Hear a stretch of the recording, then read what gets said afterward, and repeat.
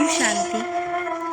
देखिए, जैसे कि हम विद्यालय में जाते हैं या हम अपने बच्चों को विद्यालय में भेजते हैं शिक्षा लेने के लिए कि हमें इस दुनिया में कैसे रहना है, कैसे खाना है, कैसे पीना है, कैसे लोगों से वार्तालाप करना है। इसी तरीके से हम परमात्मा के मंदिर में जाते हैं अपनी आत्मा से परमात्मा का मिलन के लिए।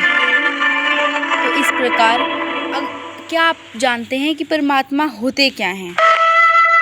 तो देखिए, कोई कहता है परमात्मा कोई है, कोई कहता है कोई है। परमात्मा एक होता है, परमात्मा निराकार है, परमात्मा का कोई आकार नहीं होता।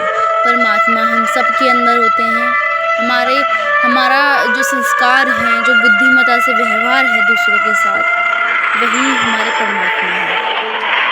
तो एक राजा ने एक महात्मा जी से पूछा कि परमात्मा कहाँ है, इस दुनिया में कहाँ है? तो उन्होंने कहा कि एक कटोरी लाइए, उसमें दूध लाइए। तो उन्होंने कहा कि महात्मा जी ने राजा से पूछा कि परमात्मा बताइए, इसमें मिलाई कहाँ पर है, इसमें घी कहाँ पर है दूध में? तो उन्होंने कहा कि घी तो इसके अंदर ही है, लेकिन दिख नहीं रहा है। उसके लिए हमें इसका पहले दही जमाना पड़ेगा, फिर जो है इसका घी निकलेगा। तो उन्होंने कहा इसी तरीके से परमात्मा है, इस दुनिया में विलुप्त है।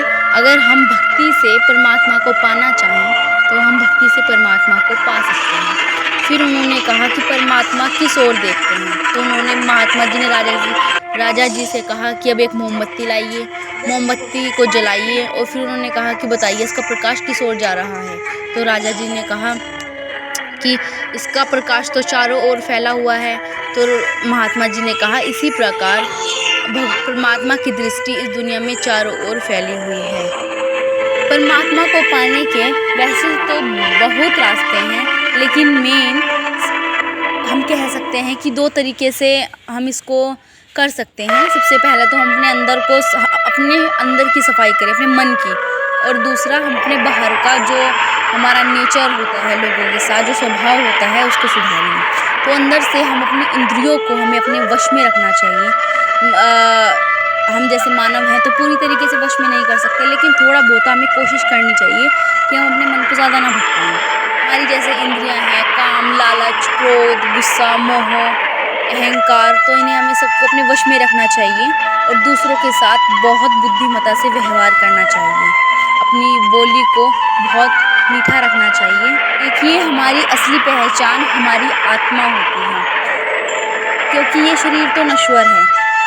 जैसे इस प्रकार मैं एक उदाहरण के तौर पर बताती हूँ। जैसे एक गाड़ी होती है, उस गाड़ी को उसका चालक चला रहा होता है। इसी प्रकार हमारा शरीर एक गाड़ी है, हमारी आत्मा इसका चालक है। जब हमारे शरीर में से हमारी आत्मा निकल जाती है तो हमारे शरीर का कोई भी महत्व नहीं रहता।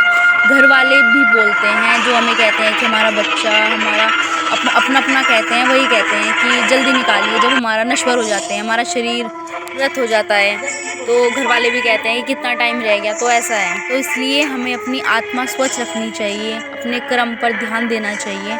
आजकल की भाग दौड़ भरी जिंदगी में किसी ने भी पूजा पाठ पर ज़्यादा कोई ध्यान नहीं दे रहा है। देखिए, एक मनुष्य योनि ही ऐसी है जिसमें हम मोक्ष प्राप्त कर सकते हैं। वैसे हमारी 84 लाख योनियाँ हैं, लेकिन हमारी सिर्फ एक मनुष्य योनि ही ऐसी है जिसमें हम मोक्ष प्राप्त कर सकते हैं। और उसी योनि में हम इधर उधर के टेंशन में कि हमें पैसा कमाना है, पता नहीं क्या क्या कि उलझनों में फंसे हुए हैं।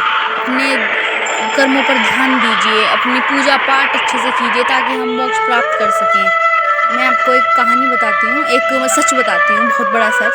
इंसान अपने जीवन में बहुत से कष्ट झेलता है, लेकिन एक कष्ट ऐसा भी आता है जो उसने ना कभी देखा होता है, ना कभी सोचा होता है। वो कष्ट होता है, सबसे बड़ा कष्ट होता है, बल्कि वो होता है जब इंसान अपने प्राण त्यागता है, जब अपने शरीर को छोड़ता है।